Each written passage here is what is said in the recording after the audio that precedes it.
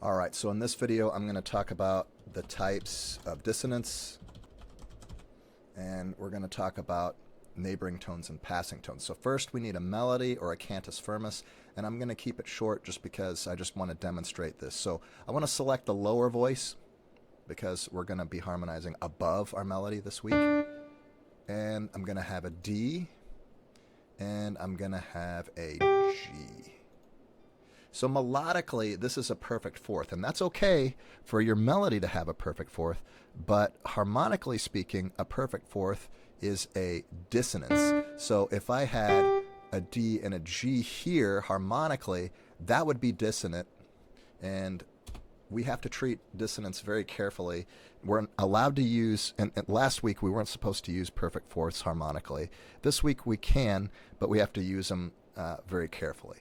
Again, they have to be on the weak part of the beat or the measure, and they have to be approached and resolved by step. We can't have two dissonances in a row. So how am I going to harmonize this? Well, I'm going to use something called a neighboring tone.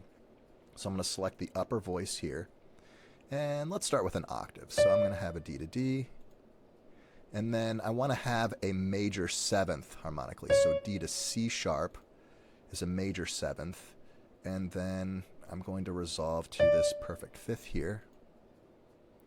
So I have perfect octave, which is consonant, perfect consonance. I have a major seventh, that's a dissonance, and then I have a perfect fifth, it's a perfect consonance, and this is called a neighboring tone.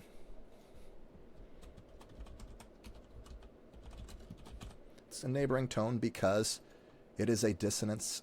All of our dissonances are approached and resolved by step. You see we step down and step up.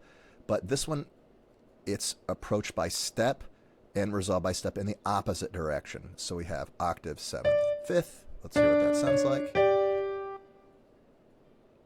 And we also can do it this way, to where we step up and then step down. So we have an octave, ninth, fifth. And remember, a ninth is a compound interval. It would reduce down to a major second, which is dissonant. So octave, ninth, fifth.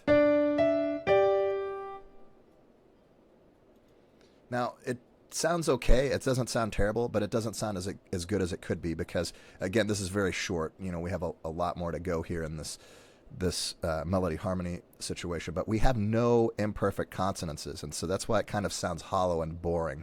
But I just wanted to show you two examples of neighboring tones. In the next video, we're going to talk about